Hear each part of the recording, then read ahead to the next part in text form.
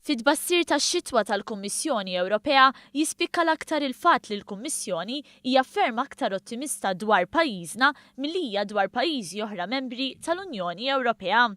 Qalu dan osservaturi ekonomiċi li ħadu sehem f'one breakfast ta' tnejn filgħodu.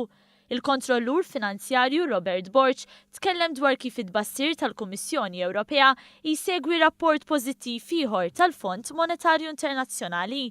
Fiż-żewġ każi jingħad li l-miri qegħdin jintlaħqu.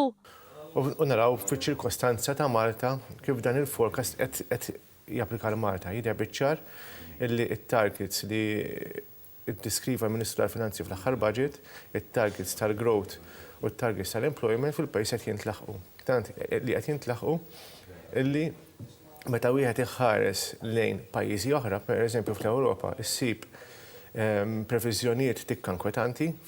L-ekonomista tkellem dwar is-sens ta' ottimiżmu li joħroġ minn rapport bħal dan.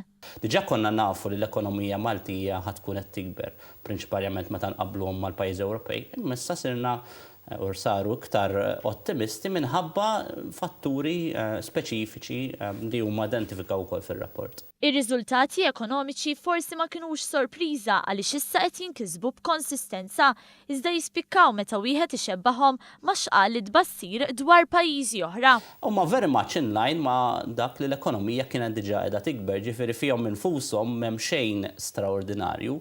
Forsi jidhru straordinarju meta nqabbluhom ma' pajjiżi oħrajn Ewropej fejn il-kontinent sejjer jixtiequ li kieku kunu kapaċi jikbru b'dan il-mod. Robert Borch spjega kif il-Kummissjoni Ewropea ikkunsidrat ukoll il-miżuri tal-baġit. Il-fattur pereżempju tal-enerġija traħħis fil-kontijiet tad-dawl u l-ilma li ħajkollna f'Marzu li ġej traħħis ieħor li dan ħajħalli impetus 50 miljun oħra fl-ekonomija fis-sena. Dan huwa spunt ħajoħloq multiplier effect qawwi, ħajoħloq iktar flus fil-but tan-nies. Għandek il-participation rate, ħaġa oħra li semma il-rapport, li dawn ħajħallu aktar growth. F'dan kollu l-ikbar vantaġġ u l-miri ntlaħqu mhux billi żdiedu t-taxxi.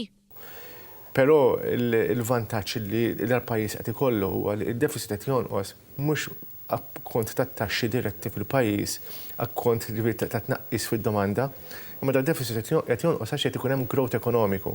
U dan il-growth ekonomiku intendi growth ekonomiku tal-fuq minn 3% ħajrendi iktar taxxi fil-pajjiż awtomatiku. Bl-istess rata jitlu iktar flus għax kibret l-ekonomija.